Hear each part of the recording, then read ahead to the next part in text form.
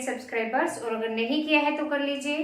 Press the bell icon also so that you can get notifications for the coming videos. हम cover कर रहे हैं nationalism in India means Bharat के अंदर राष्ट्रवाद, हिस्ट्री का चैप्टर क्लास 10। इससे पहले के वीडियो के अंदर मैंने आपको बताया था कि सॉल्ट मार्च से जो दांडी तक जाते हैं साबरमती आश्रम से चलकर गांधी जी और उनके 78 फॉलोअर्स, उससे नॉन जो डिसोबीडियंस मूवमेंट की शुरुआत हो जाती है। शुरुआत होने से आपको क्या लगता है, क्या अंग्रेज सरकार थी, जो ब्रिटिश सरकार थी, वो चुप बैठी होगी? नहीं, बिल्कुल भी नहीं। उसको दबाने की, उसको खत्म करने की उसने भरपूर कोशिश की। लोगों ने भी दंगे फसाद किए, जो पुलिस स्टेशन थे, डाकघर थे, रेलवे स्टेशन थे, आगजनी की गई वहां पे। मतलब दोनों तरफ से पुरजोर कोशिश की गई और सरकार ने यहाँ तक दमनकारी नीति अपनाई कि उन्होंने बच्चों तक को मारना शुरू कर दिया था। तो सिचुएशन बहुत ही वर्स्ट हो गई थी उस टाइम पे। तो गांधी जी को मजबूर होकर 1931 के अंदर अपना जो नॉन डिसोबीडियंस मूवमेंट थी उसको वापस लेना पड़ा। 30 में फर्स्ट टाइम स्टार्ट हुई और 31 में इसको बंद कर दिया गया, कॉल ऑफ कर दिया गया। लेकिन दूसरी बार फिर इसको 1932 में फिर से चलाया गया। क्यों चलाया गया कि 1930 में हमने देखा था गांधी जी ने इरविन को एक लेटर लिखा था जिसमें उन्होंने अपनी 11 मांगे रखी थी। अब जब उन्होंने उन 11 मांगों को नहीं माना तो 1930 में उन्होंने क्या कर दिया था, सिविल डिसोबीडियंस मूवमेंट स्टार्ट कर दी थी। सेकेंड टाइम गोलमेज सम्मेलन होता है 1931 के अंदर, और गांधी जी लंदन में उस गोलमेज सम्मेलन में पार्टिसिपेट करने के लिए जाते हैं। वहां पर तय होता है कि ब्रिटिश सरकार क्या करेगी कि जितने भी क्रांतिकारी या रिवोल्यूशनरीज जो भी जेलों में पड़े हुए हैं उनको रिहा कर देगी। लेकिन जब गांधी जी वापिस आते हैं तो वहां पे सिचुएशन और भी वैस वर्षा मिलती है उनको कि बहुत सारे जो मेन नेता थे वो भी जेल में पड़े हुए होते हैं, उनको रिलीज करने से वो मना कर देते हैं। नेता कौन कौन थे? अब्दुल गफ्फार खान, जिसको छोटे गांधी के नाम से भी जाना जाता है। 1 मार्क में इंपॉर्टेंट क्वेश्चन बनता है, which personality is known as the small Gandhi? Abdul Gaffar Khan, और जवाहरलाल नेहरू तक जेल में डाले हुए थे।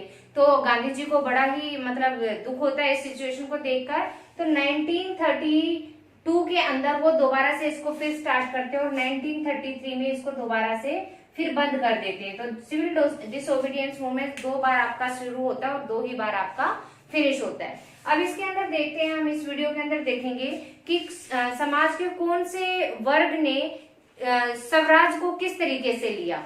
यहाँ पे हम सबसे पहले बात करते हैं रिच पीजेंट्स, जो अमीर किसान थे वो किस तरीके से स्वराज का अर्थ निकाल रहे थे और किस तरीके से उन्होंने कंट्रीब्यूशन दिया और कहाँ के किसानों ने कंट्रीब्यूशन किया।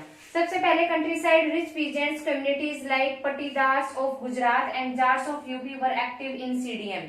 CDM mean civil disobedience movement के अंदर कौन एक्टिव थे?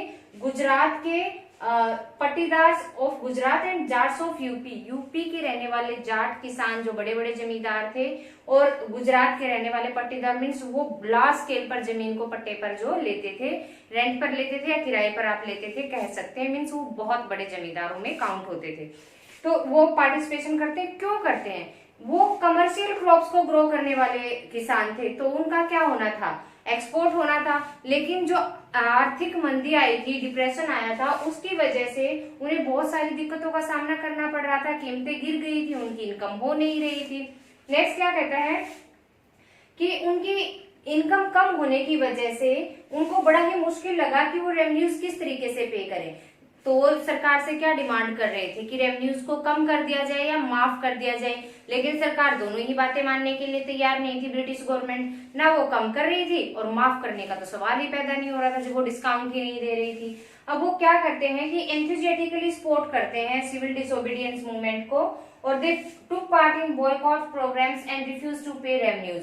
जो त्याग करने की, जो जैसे स्वदेशी आंदोलन के अंदर उन्होंने नॉन कोऑपरेशन मूवमेंट के अंदर स्वदेशी चीजों को अपनाने पर जोर दिया था और इम्पोर्टेड चीजों का बहिष्कार कर दिया था, उस चीज में वो हिस्सा लेते हैं और लगान देने से, टैक्सेस देने से, रेवेन्यूज देने से बिल्कुल मना कर देते हैं गवर्नमेंट को। अब वो क्या कहता है, for them fight for Swaraj was against high revenues. वो क्या, उनको ये नहीं था कि देश को आजाद कराना है, वो स्वराज का क्या मतलब लेके चले हुए थे, सिर्फ और सिर्फ कि उनको रेवेन्यू से, लगान से छुटकारा मिले, सरकार या तो माफ कर दे या डिस्काउंट दे दे।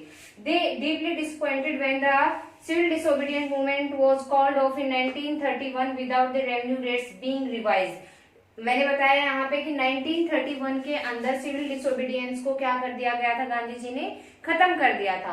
तो उनको बड़ा दुख होता है कि वो रेवेन्यूज कम कराने के लिए, माफ कराने के लिए आवाज उठा रहे थे और सिविल डिसोबीडियंस को सपोर्ट कर रहे थे, लेकिन 31 में जब इसको बंद किया गया तो इस बात के ऊपर कोई विचार नहीं हुआ, कोई इसके ऊपर इफेक्ट नहीं आया, वो रेवेन्यूज एज इट इज रहे। तो इससे उनको धक्का लगा और उन्होंने आगे जब सेकेंड टाइम 32 के अंदर री इंट्रोड्यूस किया जाता है सिविल डिसोबीडियंस मूवमेंट, ये फर्स्ट है और ये सेकेंड, तो वो इसमें बिल्कुल भी सपोर्ट नहीं करते हैं। अब लेके चलते हैं छोटे किसानों का क्या रोल था। छोटे जो किसान थे उनकी अपनी कोई जमीन नहीं होती थी, वो पट्टे पर लेकर या ठेके पर आप कहें लेकर जमीन की बुआई किया करते थे। तो जब बड़े किसानों का इतना बुरा हाल था, उनकी इनकम नहीं रही थी, छोटे तो बेचारे वैसे ही वो क्या करते थे, बेचारे रेंट देते थे, तब इनकम होती थी उनकी कहीं जाके। जब जिनकी खुद की जमीन की इनकम खत्म हो चुकी थी तो उनके पास कहाँ कुछ बचने वाला था। तो वो भी क्या डिमांड कर रहे थे, ये किसान है कहता है कि सरकार से कि रेंट कहाँ है, लेकिन सरकार क्या कह रही है, ये क्या कह रहे हैं सरकार से कि सर रेंट माफ कर दो, डिप्रेशन चला हुआ है, आर्थिक मंदी चली हुई है। लेकिन ये तो स्ट्रिक्ट बने हुए थे, ये बिल्कुल भी इस फेवर में नहीं थे कि ऐसा कर दिया जाए। और यहाँ से कांग्रेस ने भी इनको सपोर्ट नहीं किया, क्यों? क्योंकि इनके पास तो फंड होता ही नहीं था पार्टी को सपोर्ट करने के लिए। आपने पीछे वाले वीडियो में भी मैंने आपको बताया था कि रिच लोगों को, बिजनेसमैन को ही वो सपोर्ट करती थी कांग्रेस शुरू से भी, और आज भी करती है। क्यों करती है? क्योंकि उनको वहां से फंड मिलते हैं। मैंने आपको पॉलिटिकल पार्टीज वाले चैप्टर में भी बहुत डिटेल में ये चीज समझाई है। तो बेचारे पुअर पीजेंट्स ने इसलिए नॉन कोऑपरेशन मूवमेंट में जब सेकंड टाइम वो री इंट्रोड्यूस होता है उसमें वो बिल्कुल भी सपोर्ट नहीं करते। अब हम लेते हैं बिजनेस क्लास की। बिजनेस क्लास को तो वो सपोर्ट कर रही है कांग्रेस, बार बार वो खुद ही डिक्लेयर कर रहे हैं। क्यों? क्योंकि उनको फाइनेंशियल हेल्प मिलती है, उससे पैसा मिलता है। अब वो क्यों सपोर्ट कर रहे हैं कांग्रेस को businessman? They wanted policies that supported business whereas colonial policies restricted their business activities। वो कांग्रेस को इस बात के लिए मनाने की कोशिश कर रहे थे कि आप ऐसी पॉलिसीज को इंट्रोड्यूस कीजिए जो हमारे बिजनेस के ऊपर बैन लगे हुए, रिस्ट्रिक्शंस हैं, अवरोध हैं, वो हट जाए। क्योंकि कॉलोनियल गवर्नमेंट ने तो उनके लिए ऐसे रूल बनाए हुए थे कि वो बाहर अपने सामान को नहीं भेज सकते थे। ब्रिटिश सरकार बाहर से सामान को इंपोर्ट करती और इंडियन मार्केट में सेल करके बेनिफिट लेती थी। अब सेकंड क्या कहते हैं? They wanted protection against imports of foreign goods and policies that would discourage imports. वो ऐसी चीज चाहते थे कि जो बाहर से सामान मंगाया जाता है उसको डिस्करेज किया जाए, मीन्स उसको ना अंदर देश के आने दिया जाए, ऐसी पॉलिसीज बनाई जाए और हमारे लिए ऐसी पॉलिसीज बनाई जाए कि हम अपना सामान बाहर भेज सकें। थर्ड क्या कहते थे? They form the Indian industrial and commercial congress in 1920। यहाँ पे 1 मार्क क्वेश्चन होता है, when was industrial commercial congress was formed? In 1920। अब वो एक और 1 मार्क में क्वेश्चन निकलता है, व्हाट इज FICCI? क्या है FICCI? 1920 में तो वो इंडस्ट्रियल कमर्शियल कांग्रेस फॉर्म करते हैं। Federation of the Indian chamber and commerce and industries, this is the full form of FICCI, भारतीय औद्योगिक वाणिज्यिक और औद्योगिक फेडरेशन के नाम से इसको जाना जाता है, ताकि वो बिजनेसमैन ट्रेडर्स के हित में पॉलिसीज बना सके, उनको कंबाइनली बेनिफिट मिल सके, ऐसी नीतियों को वो फॉलो करा सके। नेक्स्ट क्या कहता है? They supported civil disobedience movement financially and refuse to buy and sell import goods. वो सिविल डिसोबीडियंस मूवमेंट को अपना पूरा सपोर्ट देते हैं, फाइनेंशियली भी और फिजिकली भी, और बाहर की चीजों को, जो सामान बाहर से मंगाया जाता था, इंपोर्ट किया जाता था, उनका टोटली बहिष्कार कर देते हैं, बॉयकॉट कर देते हैं। अब है businessman so swaraj as a time when trade and industries can flourish without any colonial restriction. उनको ऐसा लग रहा था कि कांग्रेस के राज में, कांग्रेस अगर अस्तित्व में आ जाती है, उनका काउंसिल के अंदर भी होल्ड होता है और आजादी हमें मिल जाती है, तो उनके राज में क्या करेंगी? इंडस्ट्रीज और ट्रेड फ्लोरिश करेंगी, फलेंगी, फूलेंगी, उनका व्यापार बढ़ेगा।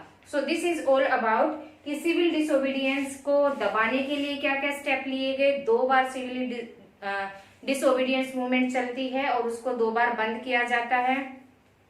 कौन सा जो सेक्शन ऑफ द सोसाइटी है क्यों पार्टिसिपेट करता है और किस तरीके से पार्टिसिपेट करता है, और वो क्या मीनिंग निकाल रहे हैं स्वराज का अलग अलग तरीके से। नेक्स्ट वीडियो लेक्चर के अंदर नया टॉपिक डिस्कस करते हैं इसी चैप्टर का। Till then keep watching.